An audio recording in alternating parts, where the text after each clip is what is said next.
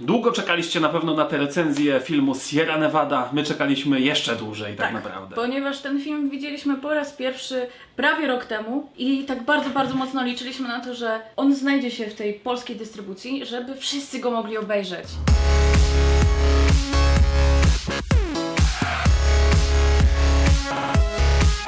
Czy faktycznie nadal uważamy, że to jest film tak dobry, tak wybitny, że należy go polecać na każdym kroku? Należy. That's all, folks. Sierra Nevada, czyli film Christiego Puyu, jednego z przedstawicieli rumuńskiej nowej fali, to jest film, który jest na pewno wymagający. Na pewno nie jest to film dla każdego widza. Więc od razu na wstępie uzbrojcie się w cierpliwość, jeżeli nie macie jakby na co dzień styczności z takim rodzajem kina. Uzbrojcie się też zdecydowanie w kanapki. Jest to film, który opowiada o rumuńskiej rodzinie, która podczas stypy i obrzędów związanych właśnie ze śmiercią jednego z członków rodziny postanawia usiąść do stołu i czekają na księdza przez cały czas, więc tak naprawdę te 3 godziny to jest bardzo realistycznie odwzorowane właśnie oczekiwanie na coś, co ma nadejść, ale cały czas się przeciąga, cały czas się przedłuża i do tego stołu nie mogą usiąść przez te 3 godziny.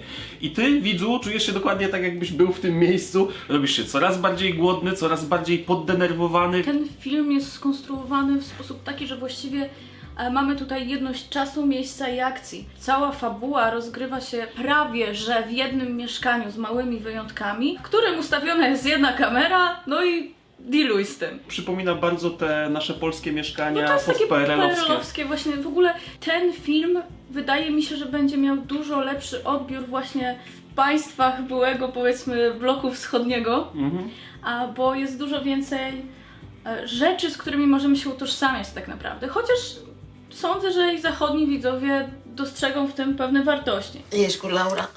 Da, cu cine să fiu? Ești fetele?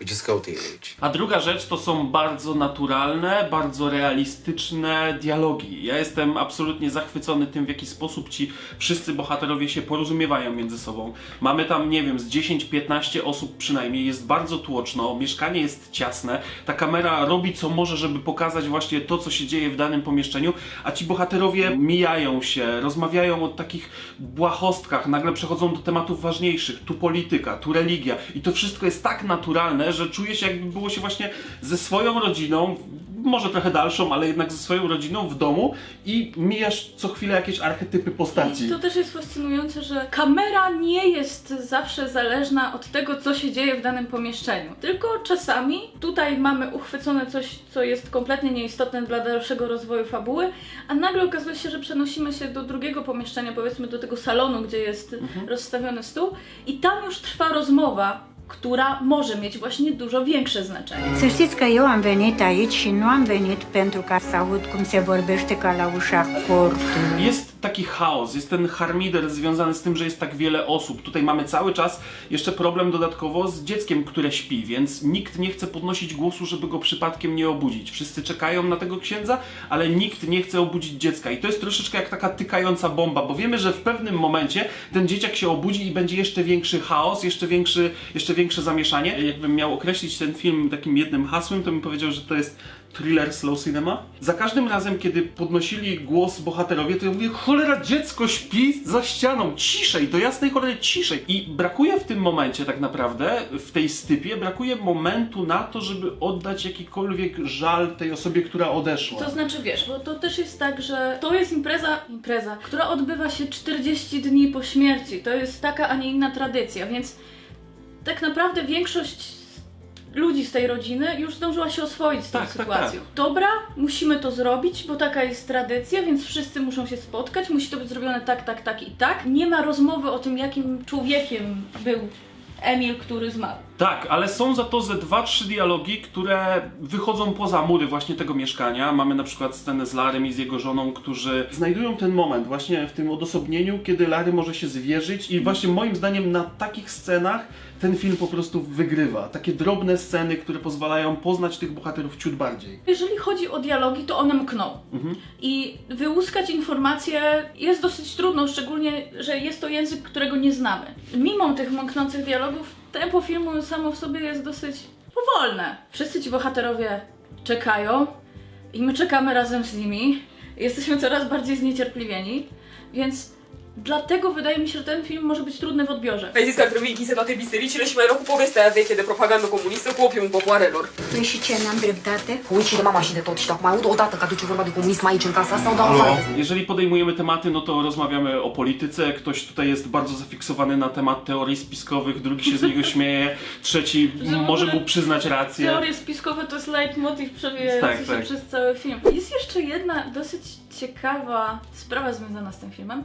Otóż ta kamera i to, w jakim my jesteśmy miejscu, sprawia, że możemy się poczuć, jakbyśmy kogoś podglądali. A jest coś takiego w naturze człowieka, że jesteśmy trochę podglądaczami. Myślę, że każdy znajdzie kogoś, komu może kibicuje, kogo bardziej rozumie. Dla mnie takim łącznikiem z całą tą rodziną był oczywiście Larry, bo on był najbardziej zdystansowany do tego wszystkiego, przynajmniej od samego Znaczy, początku. w ogóle wydaje mi się, że Larry jest taką figurą, z którą Widz musi... my mamy wejść w jakąś relację, żeby faktycznie wkręcić się w całą tę rodzinę, w to, jak ci ludzie się czują w tej sytuacji. I wszyscy chcą przyspieszyć niektóre wydarzenia. I to naprawdę działa tak, jak działają spotkania po prostu z własną rodziną, kiedy jesteśmy przygwożdżeni do krzesła i musimy rozmawiać z wujkiem, którego nie widzieliśmy od dekady, na temat polityki na przykład. Kto oglądając Sierra Nevada nie pomyślał ani razu o swojej rodzinie, niech pierwszy rzuci kamień. Păi de ce nu iei din mezelurile astea să-ți faci un sandwich ceva, că până vine popa ăsta... Ja jestem przekonany, że na pewno nie jest to film dla każdego, ponieważ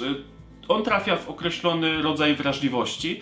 Tutaj trzeba złapać bakcyla od samego początku, od pierwszych dialogów tak naprawdę Larego ze swoją małżonką. Jeżeli znajdziecie w tym tą ironię, ten humor taki podszyty właśnie pod wypowiedzi bohaterów, to złapiecie bakcyla i do samego końca będziecie na pokładzie. Jeżeli wiecie, czym się różni sukienka śpiącej królewny od królewny Śnieżki, no to wydaje mi się, że możecie załapać, o co chodzi. Faktycznie ten film wystawia na próbę, bo już pierwsza scena jest taka, że mamy kamerę ustawioną na statywie na jakimś rogu ulicy i czekacie. przez 10 minut patrzymy i nie wiemy, czy to jest bohater, czy to jest bohater. Takie rzeczy później zdarzają się stosunkowo rzadko, więc to jest taka próba wytrzymałości. Jak nie wyjdziecie z kina po tych 15 minutach, to potem zostaniecie nagrodzeni fantastycznymi dialogami, bardzo realistyczną jakby portretem rodziny. Przede wszystkim maestrium, jeżeli chodzi o to, w jaki sposób ograno te 4 ściany bardzo ciasnego mieszkania. Ja uważam, że to jest swego rodzaju operatorska wirtuozeria, żeby